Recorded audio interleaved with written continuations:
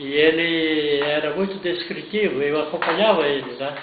Às vezes eu que subia a árvore para pegar o que ele queria, não é? Pois é, só mudando assunto, mas dentro do assunto, a botânica, por exemplo, ele realmente ele percorreu o estado inteiro, tirou um exemplar de todas as plantas de Santa Catarina? Mais ou menos, era o objetivo dele. Ele fez isso? Pois é, foi um trabalho imenso que ele fez. Ah, sim.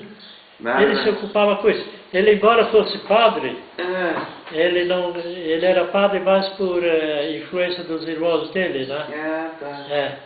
Como eu cheguei a ser padre um pouco por influência dele. Porque eu era muito amigo dele na infância, porque eu era o sobrinho mais velho e ele era o meu tio mais novo, né? A diferença de idade de vocês, do senhor e do padre Raulino, era quanto? Como? A diferença de idade.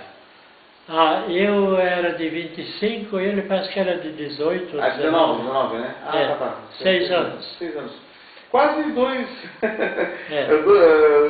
Bem juntos, né? Olha, era assim. Eu, por exemplo, quando era menino, eu ainda não trepava as laranjeiras, né? Então, nós tínhamos uma égua, uma fêmea, cavalo, né?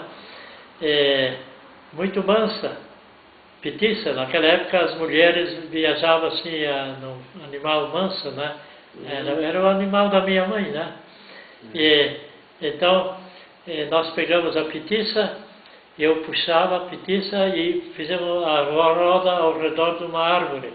Então, à medida que a gente rodeava, ele ia apanhando as laranjas. Apanhamos todas. Ele ainda não era botânico, sabe? Mas já estava bem gostando de laranja.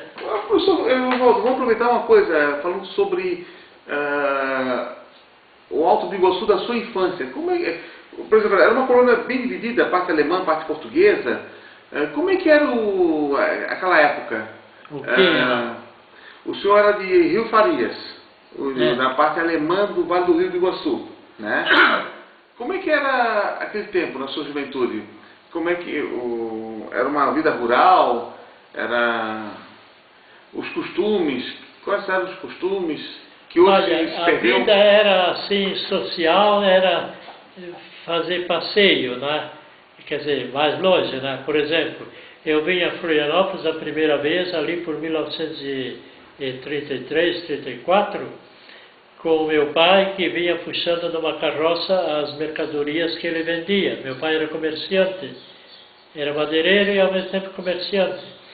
E era o transporte da época. Caminhão, isso era coisa que praticamente não se via. Então a gente vinha até Biguaçu, vendia algumas coisas lá, depois vinha até Florianópolis. Naquele tempo, víamos para casa de um polonês, que a filha casou depois com essa firma grande, importante aí, com o nome italiano, como é? Minha memória é dessa época, eu sei o nome, mas não veio agora. Quando vier, eu digo. Então, a gente vinha até ali na praça de Nossa Senhora de Fátima, ali. Tá no Estreito. Depois os Felipe compraram ali também. Então, da Praça do Estreito até a Ponta do Leal, era uma pastagem. E eu me lembro que eu fui a pé até lá no fim para botar o pé no mar. Primeira vez. Você viu o mar pela primeira vez? Então, dali depois, um dia nós passamos a ponte. Nós passamos a pé. Certo. Então a ponte eram pranchas largas assim, né? E se dizia que na Revolução de 30, o Adolfo Konder, o lado do governo, não é? Ao chegarem os revolucionários do Rio Grande, tiraram todas as pranchas.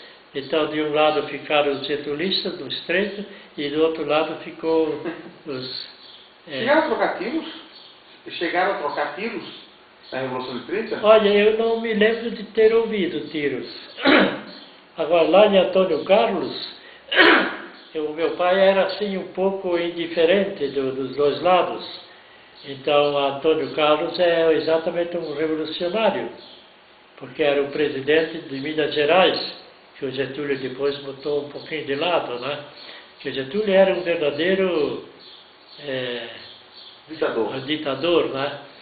Então, Antônio Carlos é o presidente de Minas Gerais e depois ele veio para o Rio de Janeiro. E finalmente, como os políticos da Aliança Liberal eram os que cercavam meu pai ali, e Antônio Carlos era o meu pai, o Antônio Bezer, o Libório Gueder, depois todos saíram, né, da Aliança Liberal. Eles conservaram o nome de Antônio Carlos, quer dizer, impuseram como revolucionários de 30, ou melhor dito, como políticos que depois fez a Revolução. Então, o lado contrário era o partido do Leopoldo Freiberger. Então, ele queria a sede do distrito lá em cima. Então, como cá embaixo a maioria era da Aliança Liberal, então eles aguentaram a força da Aliança e quando veio a Revolução eles conseguiram firmar. Derrubaram o Leopoldo Freiberger, que era prefeito de Biguaçu da época. Como? Eles derrubaram o prefeito Leopoldo Freiberger. Eu não sei, parece que derrubaram, né? Eles foram todos depostos. Uns antes da eleição, outros depois. Porque a rigor o Getúlio perdeu a eleição, então ele foi à força, né? Por exemplo, o Bornhausen ganhou a eleição em Itajaí e depois foi derrubado. Quer dizer, primeiro ganharam a eleição. Nereu Ramos, todo esse pessoal perdeu a eleição. Depois, como eles eram mais gauchescos do que brasileiros, não é? Aí fizeram a Revolução. Então, conforme as circunstâncias, as coisas ora valeram para um lado, ora para outro, não é? O meu pai era sempre do Conder, não é? Mas, ao mesmo tempo, como ele estava em Antônio Carlos, eles tinham ali uma certa simpatia pelo grupo, né? O grupo alemão de Antônio Carlos era o Leopoldo Gueder, Antônio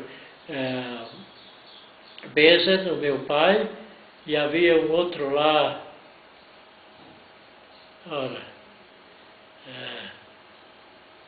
esse era o chefe até, era aquele que morava ali acima da igreja, naquele pastinho ali.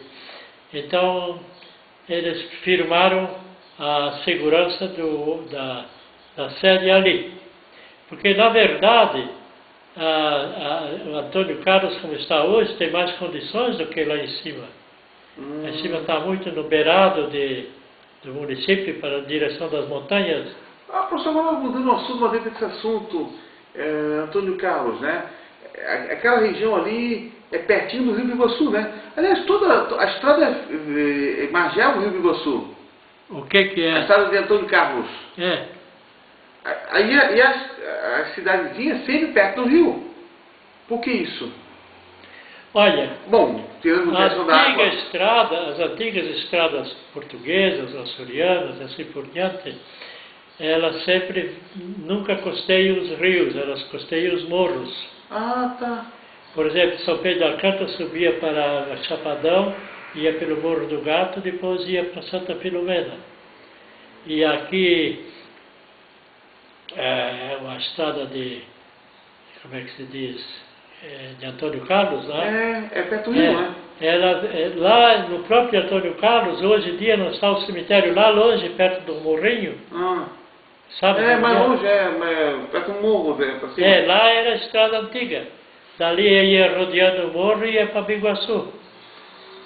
Depois, com o desenvolvimento do urbano, com Hercílio Luz e outros e tal, fizeram o comprido do rio. Mas ficar perto do rio não é problemático? É problemático, eles até tiveram muita coragem de começar a ser. Porque o rio de Antônio Carlos era muito mais volumoso. E quando chovia, as árvores assim penduradas para o rio, elas aguentavam a água. Como também para os sítios, não tinha roças e coisas. Principalmente em Antônio Carlos, porque não era germânico ainda. Porque os alemães cultivavam mais Mas, A roça, então eles desmatavam mais. e isso era bom ou ruim?